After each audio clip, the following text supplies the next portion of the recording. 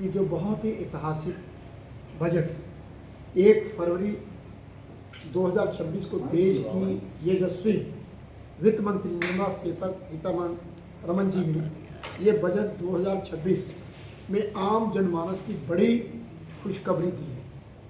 यह बजट देश को विकसित भारत बनाने की दिशा में महत्वपूर्ण कदम है और सभी वर्गों को इस बजट के विशेष ध्यान रखा है।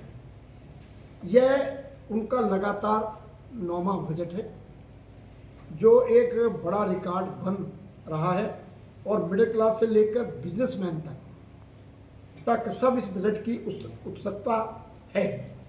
और ख़ास करके मैं आपको कहना चाहता हूँ, ये जो बजट है युवा शक्ति से प्रेरित बजट के सरकार के संकल्प पर जोर दिया गया है। इसका उद्देश्य गरीब, वंचितों, पिछड़े वर्ग पर भी ध्यान केंद्रित किया गया है। और यह बजट जो है कर्तव्य भवन, जो नया कर्तव्य भवन बना है दिल्ली में तैयार हुआ और पहला बजट 3 कर्तव्य से प्रेरित ये बजट है। पहला कर्तव्य आर्थिक विकास को गति देना और उसे बनाए रखना।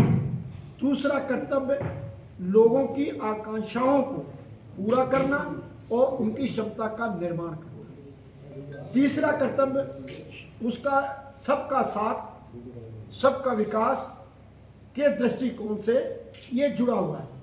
और जहाँ तक हमारे उत्तर प्रदेश का सवाल है, 2026-27 की जो बजट में प्रमुख घोषणा है, मैं आपको बता दूं, हाई स्पीड रेल और रेलवे विस्तार। देश में घोषित 7 हाई स्पीड रेल कॉरिडोर और रेलवे आधुनिकीकरण का सबसे बड़ा लाभ उत्तर प्रदेश को मिला है, क्योंकि वह पूर्व पश्चिम, उत्तर दक्षिण और रेल नेटवर्क का केंद्र है। इससे लखनऊ, कानपुर, वाराणसी, प्रयागराज, आगरा जैसे बड़े शहरों की कनेक्टिविटी और व्यापार के दोनों तेज हुए हैं। राष्ट्रीय मार्ग एक्सप्रेस यूपी का लॉजिस्टिक हब है। बजट में राष्ट्रीय मार्ग और मल्टी मॉडल लॉजिस्टिक और फ्रेट कॉरिडोर को विशेष जोर दिया गया है। पूर्वांचल से बुंदेलखंड पश्चिम को जोड़ने वाले कॉरिडोर पे उद्योगों को लागत घटेगी और निवेश बढ़ेगा।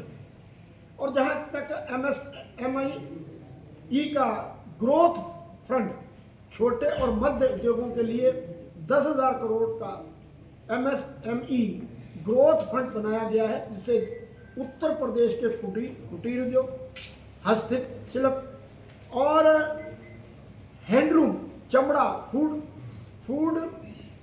प्रोसेसिंग सेक्टर को मजबूती मिलेगी और स्थानीय स्तर पर रोजगार बढ़ेगा। और पूर्वांचल बुंदेलखंड को विकसित मुख्य धारा में लाने का भी ये बजट है। केंद्रीय बजट 2026-27 के पिछड़े और आकांक्षी जिलों को विशेष फोकस रखा गया, जिससे कि पूर्वांचल और बुंदेलखंड में बुनियादी ढांचा, निवेश, रोजगार, उसके नए अवसर पैदा किए गए। और जहाँ तक निवेश और रोजगार के अवसर पैदा होंगे, कृषि में AI और तकनीकी भारत विस्तार AI प्लेटफॉर्म के माध्यम से किसानों की फसल, मौसम, बाजार जानकारी मिलेगी, जिससे कि उत्तर प्रदेश के किसानों की उत्पादकता को, आय को दोगुना बढ़ेगी। ये इस पे भी बजट का पूरा किसानों पे ध्यान दिया गया है।